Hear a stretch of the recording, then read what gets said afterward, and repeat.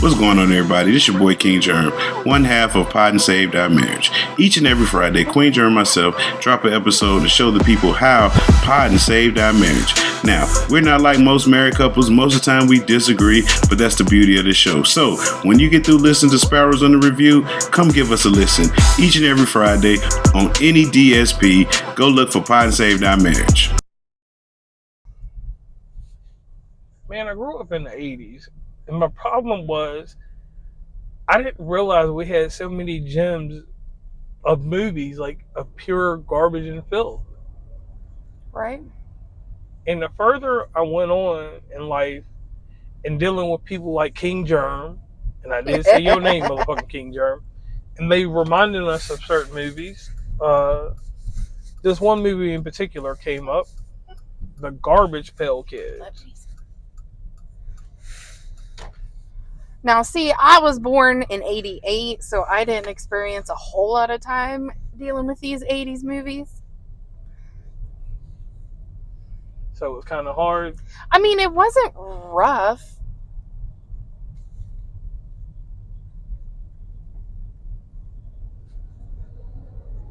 So we're talking about Garbage Pail Kids today. Yeah, Garbage Pail Kids, 1980s movie.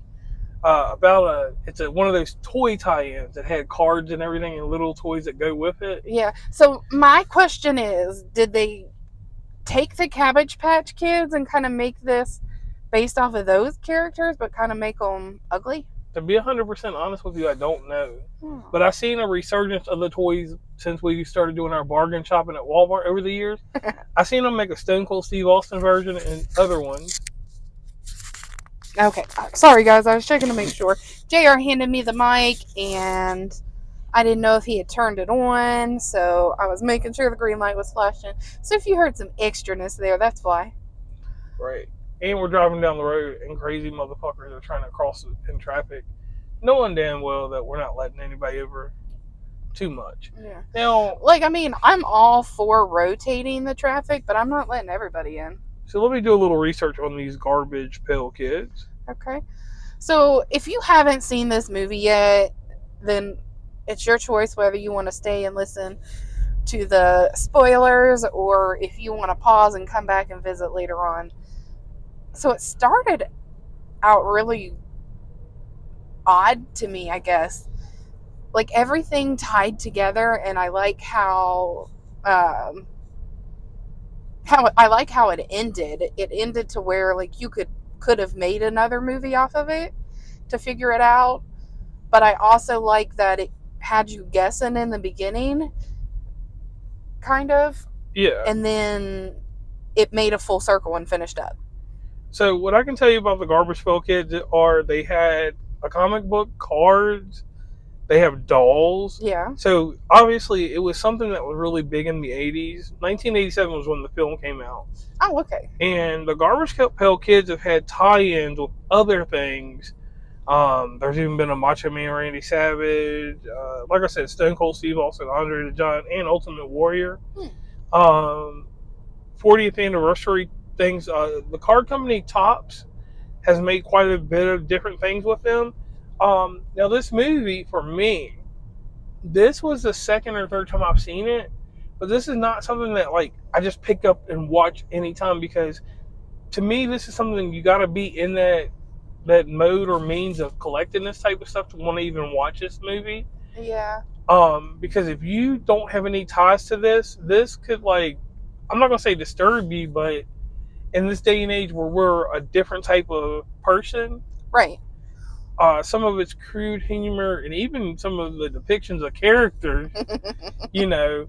Now, real fast, after I do my little shameless plug for you, I want you to tell everybody how we got, how this movie got brought up and why we watched it.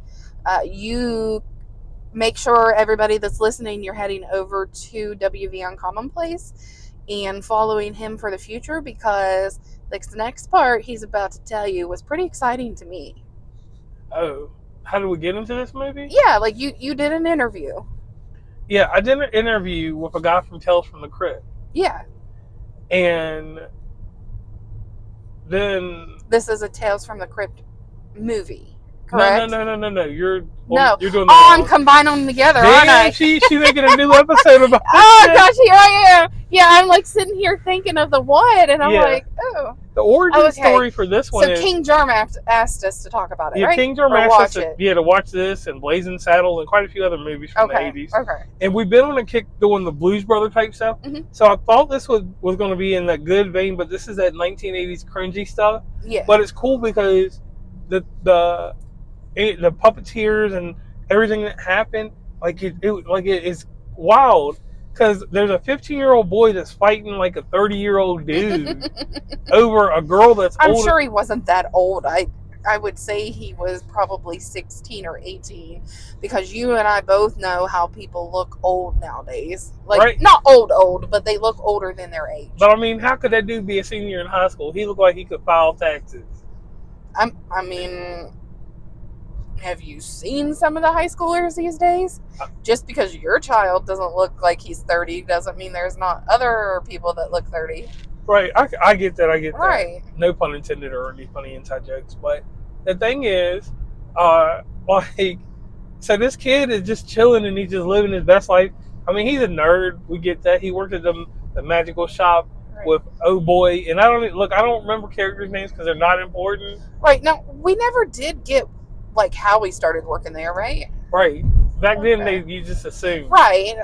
So I am kind of curious about his home life, because I feel like how is he running around and doing all that stuff, and his parents didn't care? Yeah, we straight know he had absentee parents. He probably was a latchkey kid and had a key to get inside and get back out. Right. Because he changed his clothes, but it really looked like he kept on the same jeans through the whole motherfucking movie.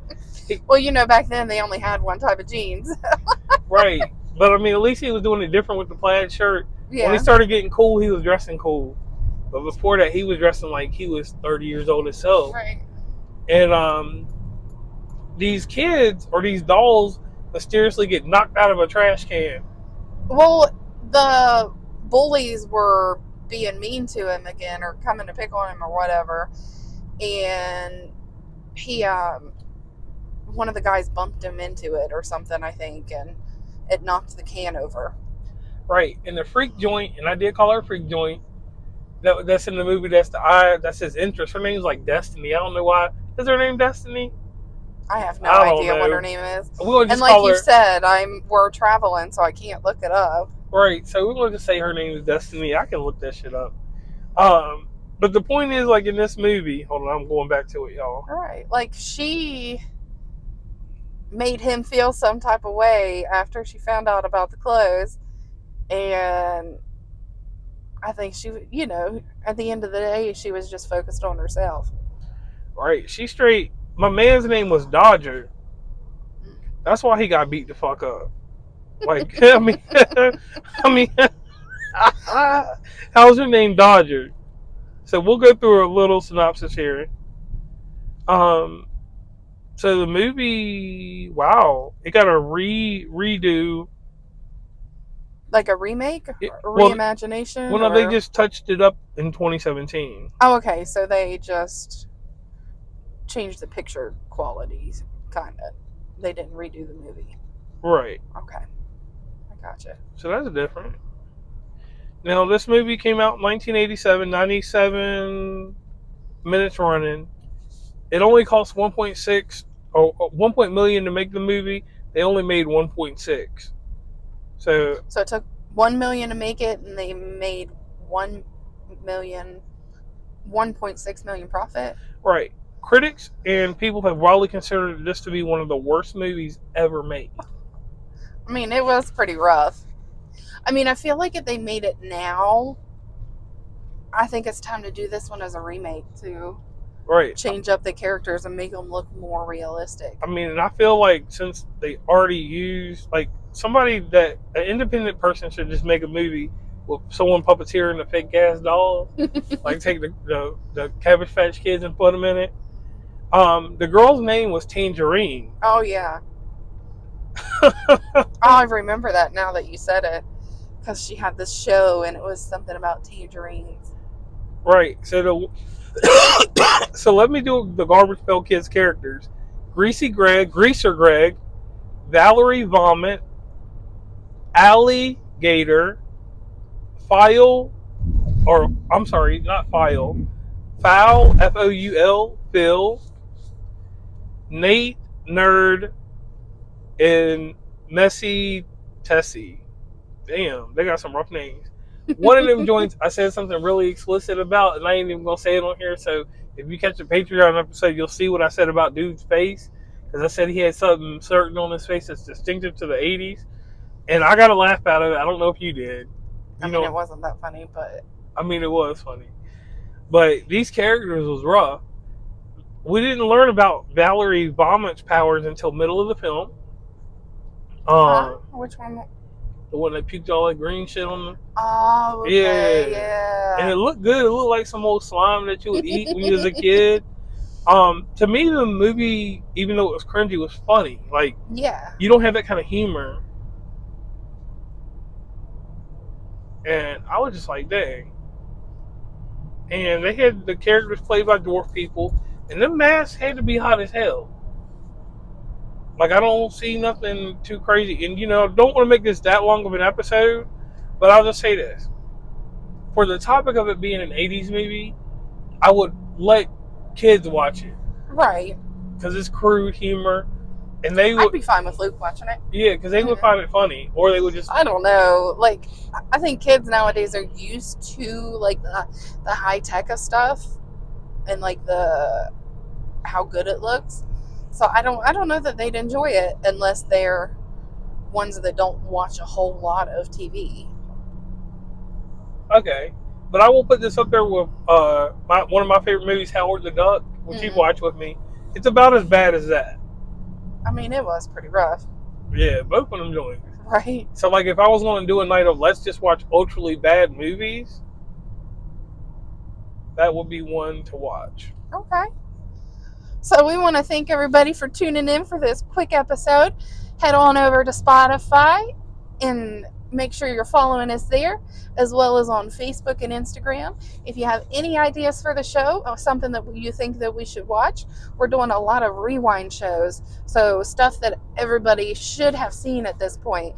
But while we're doing this process, JR is learning that Stacey does not have all that movie knowledge or background and watch history. So we have a lot on our plate, and we hope you guys hang in there with us.